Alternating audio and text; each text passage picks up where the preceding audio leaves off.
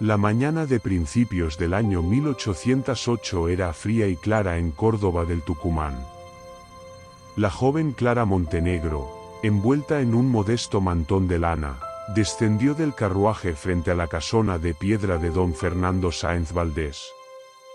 El edificio, de gruesos muros de cal y un amplio zaguán de sombras frescas, parecía resistir el paso del tiempo como una fortaleza olvidada. Don Fernando, un hombre de unos 40 años, de rostro curtido y manos fuertes, la recibió en su despacho. Vestía con la sobriedad de un comerciante exitoso, chaqueta de paño oscuro, botas limpias, un leve olor a cuero y tabaco impregnaba su figura. Era conocido en toda la región no solo por su fortuna en el comercio de plata de las minas de Potosí, sino también por sus extensas haciendas ganaderas en las sierras de Córdoba. Su fortuna crecía como una hiedra silenciosa, robusta y dominante, mientras su nombre suscitaba respeto y murmullos a partes iguales en las tertulias del cabildo.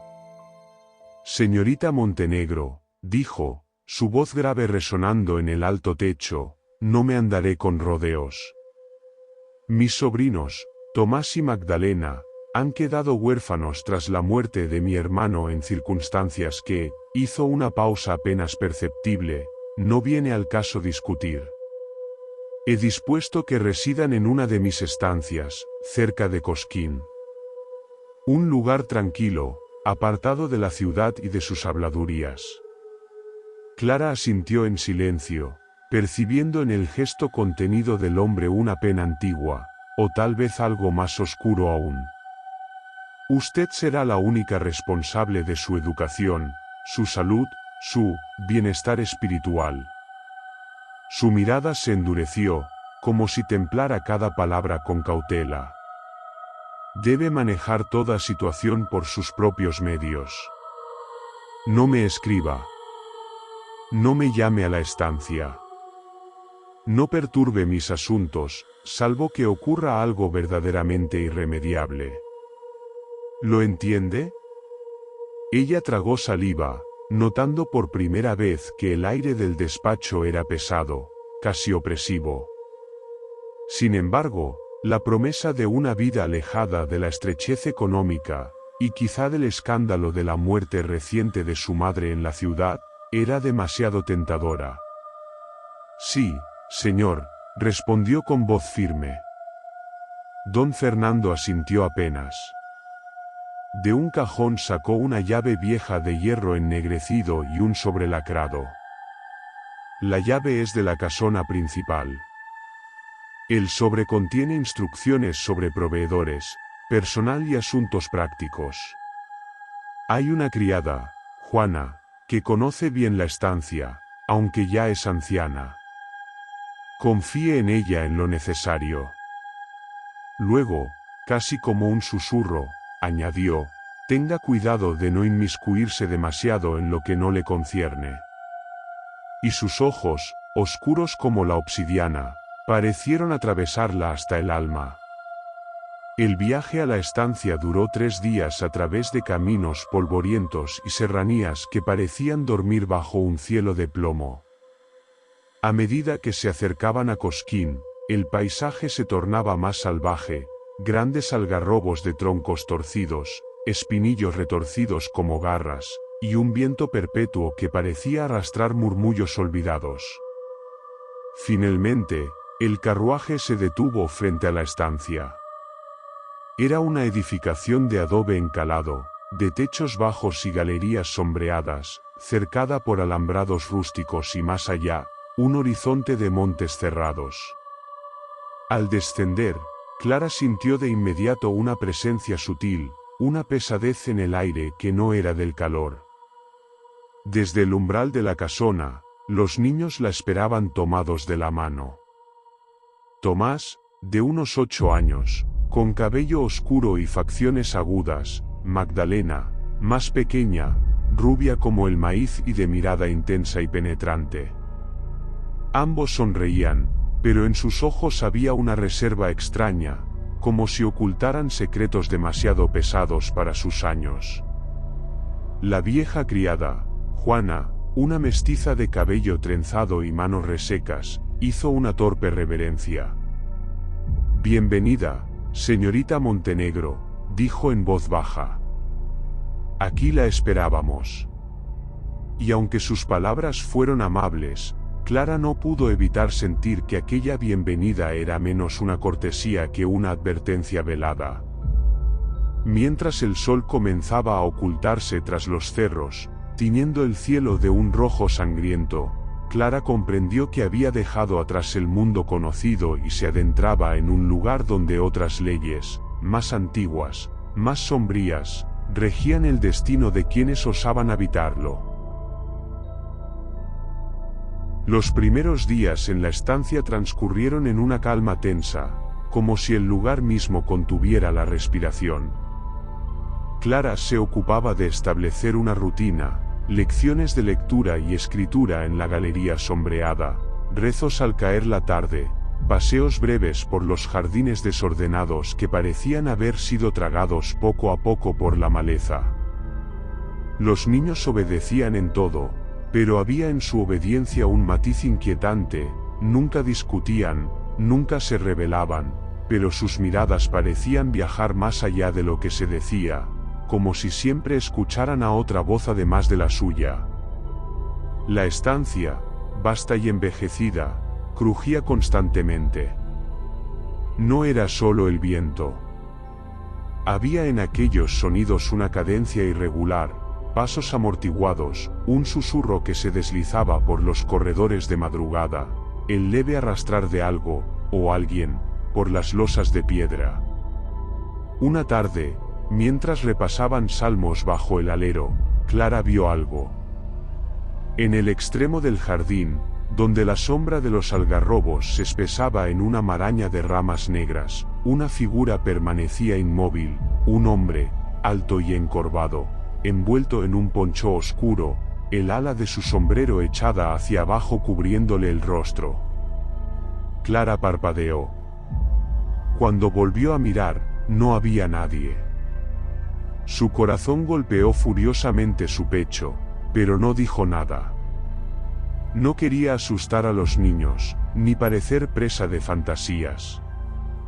Esa noche, mientras el viento ululaba por entre las rendijas de las ventanas, Juana se le acercó mientras encendía un cirio en la capilla de la estancia.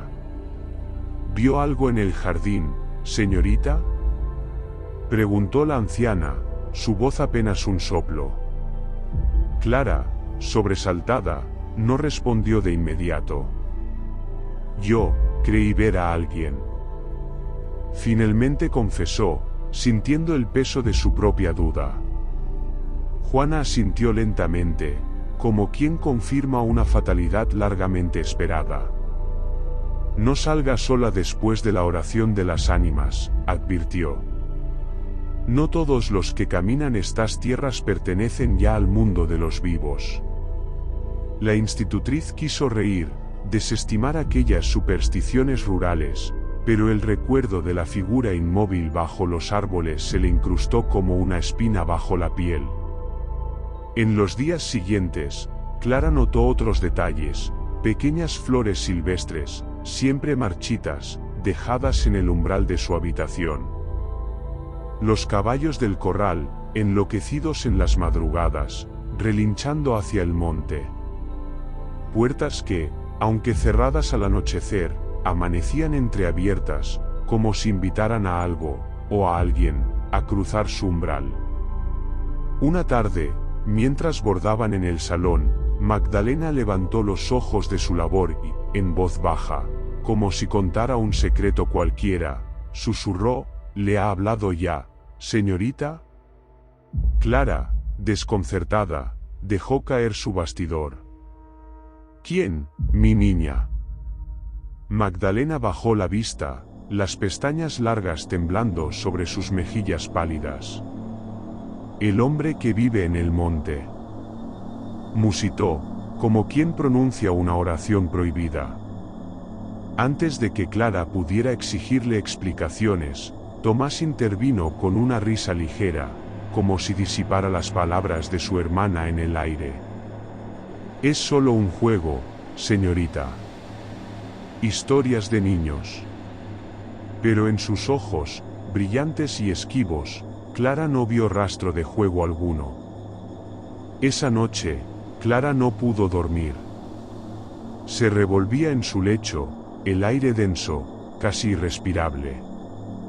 A través de la ventana abierta, la luna iluminaba el campo como un espejo muerto. Y allí, de nuevo, en el patio, vio la misma figura, inmóvil, mirándola. Y junto a ella, apenas perceptible, una segunda silueta, una mujer joven, vestida de blanco, su rostro pálido como la cera, sus cabellos oscuros flotando como algas en agua quieta. Cuando Clara encendió la lámpara, ambos habían desaparecido. Al amanecer, mientras el gallo cantaba y los peones comenzaban sus faenas, Clara descubrió algo más. En el suelo, junto a la puerta de su habitación, había marcas de pies descalzos, húmedas todavía, como si alguien, o algo, hubiese estado allí, observándola durante la noche. Y entonces, por primera vez, comprendió que aquella estancia escondía presencias que desbordaban todo entendimiento humano, y que su misión, lejos de ser la simple educación de dos niños huérfanos, la arrastraría a un conflicto mucho más hondo, oscuro y antiguo. Las semanas se deslizaron como espectros, indistinguibles unas de otras, atrapadas en un ciclo de vigilias y silencios. Clara Montenegro, cada día más demacrada, perseveraba en su tarea de instruir a Tomás y Magdalena, aunque su corazón era un campo de batalla entre la razón y un terror creciente. El calor del verano comenzaba a aplastar el valle, y los montes que rodeaban la estancia vibraban bajo un sopor malsano. Los árboles parecían susurrar entre sí en lenguas olvidadas, y la propia tierra exhalaba un vaho pesado, como el aliento de una fiera adormecida. En aquella atmósfera irreal, los niños parecían más cambiantes. Había días en que eran dulces, obedientes, casi irreales en su perfección. Pero otras veces, Clara los encontraba cuchicheando en rincones oscuros, mirándola con una fijeza fría, como si la estudiaran no como a su maestra, sino como a un insecto atrapado bajo un vidrio. Una tarde, Clara decidió aventurarse más allá del corral. Le dijeron que un pequeño arroyo cruzaba la propiedad, y necesitaba, más que nada, respirar otro aire, disipar las visiones que la asediaban. Juana, la vieja criada, la miró con una mezcla de temor y resignación cuando la vio prepararse. No cruce el arroyo, le advirtió en voz baja. Más allá, las almas ya no obedecen a Dios. Clara sonrió forzadamente y salió, llevando consigo solo un sombrero de ala ancha y un rosario apretado en la mano. El paisaje era bello en su desolación, matorrales espinosos, sauces llorones inclinados sobre la corriente parda del arroyo, y más allá, las colinas azules de Cosquín alzándose como un sueño inalcanzable. Cuando llegó al borde del agua, Clara se detuvo. El arroyo era estrecho, apenas un hilo entre piedras grises. Y, sin embargo, había en él una sensación de frontera, como si al otro lado el mundo fuera otro, más antiguo, más ajeno. Allí, del otro lado, lo vio. De pie entre los sauces, el mismo hombre de poncho oscuro, su figura distorsionada por el vaho que se alzaba del agua. Y junto a él, la mujer de blanco, que avanzaba un paso hacia ella, extendiendo una mano esquelética. Clara retrocedió instintivamente. Señorita, una voz de niña la llamó desde el sendero. ¿Qué hace aquí? Magdalena estaba allí, de pie, los cabellos sueltos y los pies descalzos, mirando a Clara con una expresión extraña. Venimos a buscarla, añadió Tomás, apareciendo también, su sombra alargada sobre la tierra seca. Los niños no parecían ver a las figuras del otro lado del arroyo. Clara, temblando, los tomó de las manos y regresó apresuradamente a la estancia. Esa noche, en el comedor, mientras la lámpara de aceite lanzaba sombras vacilantes en las paredes, Clara notó que los niños intercambiaban miradas significativas. ¿Quiénes son los del monte?, preguntó, incapaz de resistirse. Hubo un silencio denso. Finalmente, Tomás habló, en tono casual, como quien relata un suceso sin importancia. Son los antiguos. Estaban aquí antes que nosotros. ¿Antes? ¿Antes de la estancia?, insistió Clara, sintiendo que algo se estremecía en lo más profundo de su alma. Magdalena asintió lentamente. La mujer era maestra, como usted. Pero se equivocó. Tomás sonrió de manera enigmática. Y ahora enseña otras cosas, añadió. Clara se levantó de la mesa de golpe, el corazón golpeándole las costillas. Aquella noche, mientras luchaba contra el insomnio, creyó escuchar voces en el patio.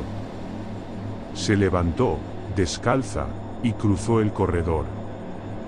Allí estaban los niños, de pie junto al aljibe, mirando hacia abajo.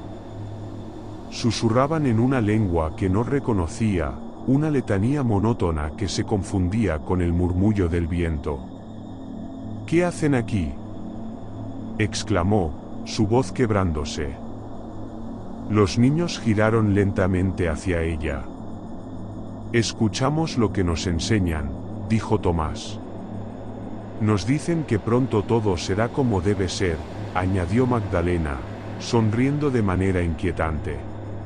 Clara retrocedió, sintiendo que el mundo mismo se tambaleaba bajo sus pies. Desde el fondo del aljibe, como si una garganta invisible devolviera sus palabras, oyó su propio nombre susurrado en un eco imposible: Clara. Corrió a su habitación, cerrando la puerta con cerrojo, presionando su espalda contra la madera. Las horas que siguieron fueron un suplicio, ruidos en los corredores, toques suaves en la puerta, y siempre, siempre, la sensación de que algo aguardaba del otro lado, algo que no podía, no debía, ver. Al amanecer, encontró en el umbral de su habitación un objeto, un pañuelo de encaje antiguo, húmedo y terroso, bordado con las iniciales E.L. Nunca había visto aquel pañuelo antes.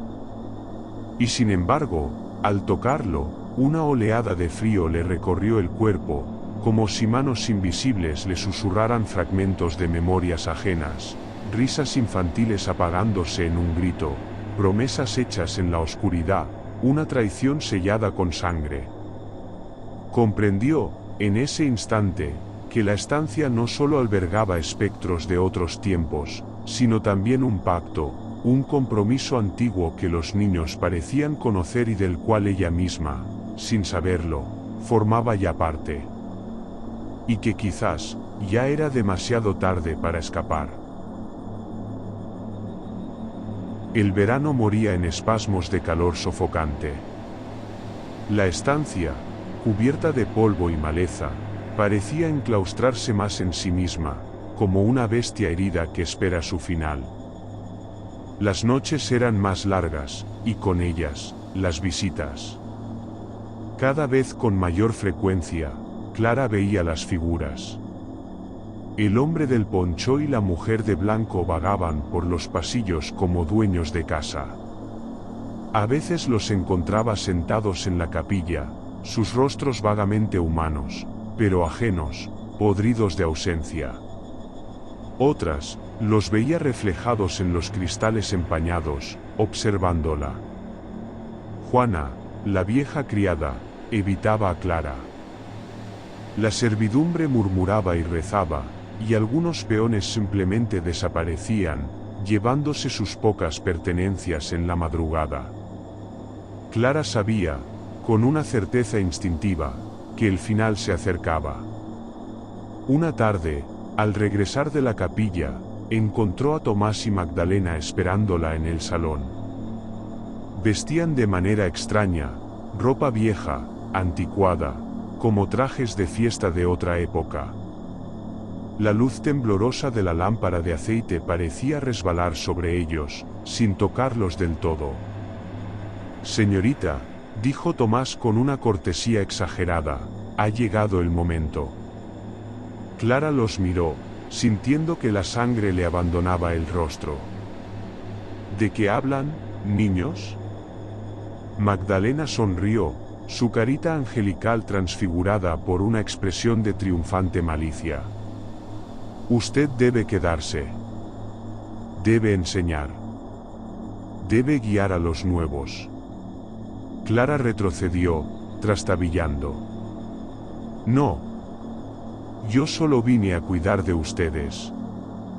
Tomás negó con la cabeza, como corrigiendo a una alumna torpe. «Viniste porque fuiste llamada. Como la anterior». Clara sintió un vértigo abrumador. Imágenes nebulosas cruzaron su mente, la mujer de blanco susurrando a los niños en la oscuridad, la figura del hombre custodiando el monte, los susurros del aljibe. ¿Quién era ella?, preguntó, apenas un hilo de voz. Magdalena ladeó la cabeza. Era la señorita Elvira López, la institutriz. Y ahora es más. Es parte de nosotros.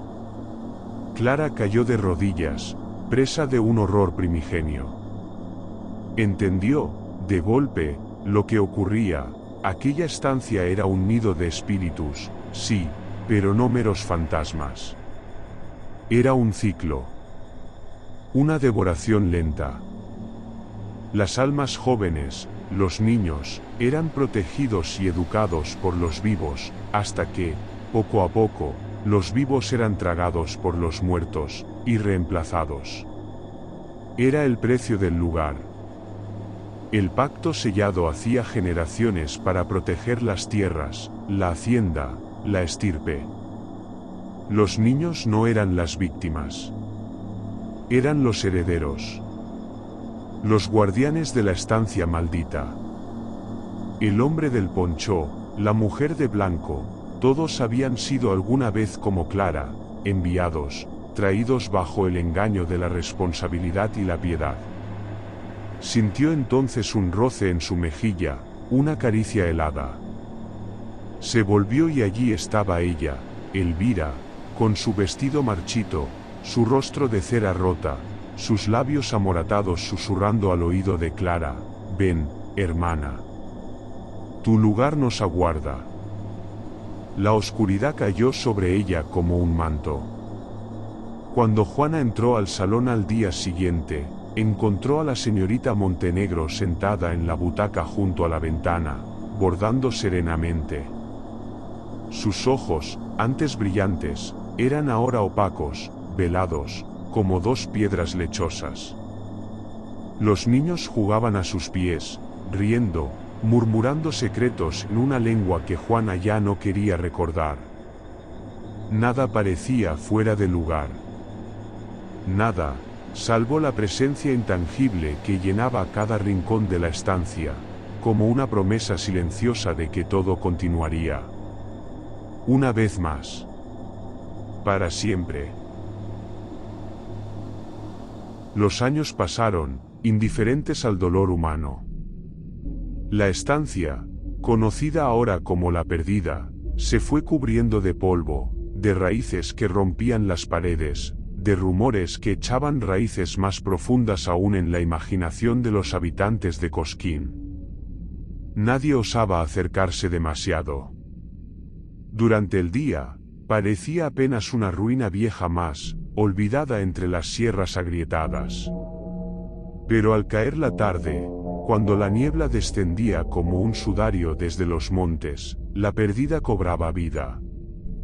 Los primeros en advertirlo fueron los pastores que llevaban sus rebaños hacia el norte. Aseguraban haber visto luces temblorosas en las ventanas rotas, faroles que nadie sostenía. Algunos juraban que una música suave, triste y desentonada flotaba en el aire, como si alguien tocara un piano desafinado en las entrañas de la casa. Los niños del pueblo, desafiándose unos a otros, se atrevían a acercarse de día, y a veces regresaban en silencio, temblando, sin querer contar lo que habían visto.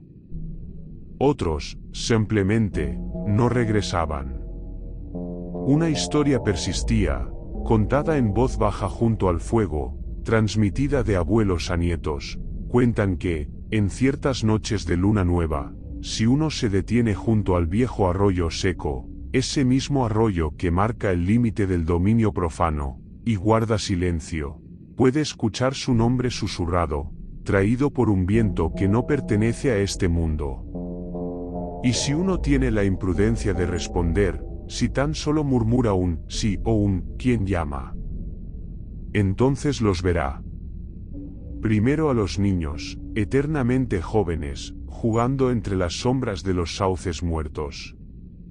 Luego, a la mujer de blanco, sentada en el pórtico, tejiendo hilos de oro y sombra. Y finalmente, al hombre del poncho oscuro, erguido e inmóvil, como un centinela olvidado.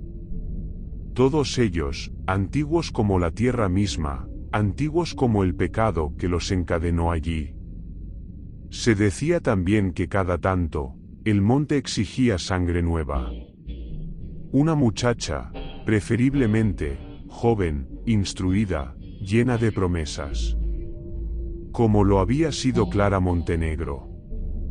Como antes había sido Elvira López. Las familias de Cosquín y de los campos cercanos aprendieron a ser cautelosas. No permitían que sus hijas vagaran solas cerca del arroyo. No enviaban institutrices a estancias abandonadas, por más jugosas que fueran las ofertas de los comerciantes de Córdoba. Pero la estancia sabía esperar. El monte sabía esperar. Y a veces, cuando la necesidad era grande, las presencias cruzaban el arroyo por sí mismas, deslizándose como humo entre los campos, buscando. Una tarde de otoño, muchos años después, un joven ingeniero venido de Buenos Aires, atraído por las leyendas, decidió visitar la perdida. Quería documentarla, fotografiar sus ruinas, quizás escribir un artículo para alguna revista ilustrada. Ignoró todas las advertencias de los lugareños. Burló las historias de aparecidos con risas escépticas. Llegó solo, con su cámara de gran formato y su cuaderno de notas. Cruzó el arroyo seco, que aquella tarde parecía una simple herida en la tierra. Penetró en la casa, ahora invadida de malezas y silencio. Y allí, en el salón principal, encontró a una mujer joven. Sentada en una butaca de época, bajo el gran ventanal partido, bordaba. No era una ilusión, el hilo resplandecía a la luz mortecina de la tarde, y las manos de la mujer se movían con destreza infinita. El joven quiso hablarle, preguntarle qué hacía allí. Pero entonces ella levantó el rostro. Sus ojos eran dos pozos sin fondo, y en sus labios se curvaba una sonrisa demasiado antigua. El joven no tuvo tiempo de gritar. El monte, testigo eterno, se inclinó una vez más para acoger un nuevo nombre en su letanía interminable. Hoy, los habitantes de Cosquín aún bajan la voz cuando el viento sopla desde el norte. Aún rezan cuando cruzan la quebrada cercana al arroyo. Y en los libros viejos de la parroquia, donde se registran bautismos, bodas y defunciones, hay páginas manchadas y arrancadas, nombres que nadie se atreve ya a pronunciar. Porque saben, en su carne y en sus sueños, que la perdida sigue allí. Que su hambre no se sacia. Que su herencia, tejida en hilos de muerte, silencio y memoria rota, continúa. Y que algún día, quizá pronto, volverá a llamar.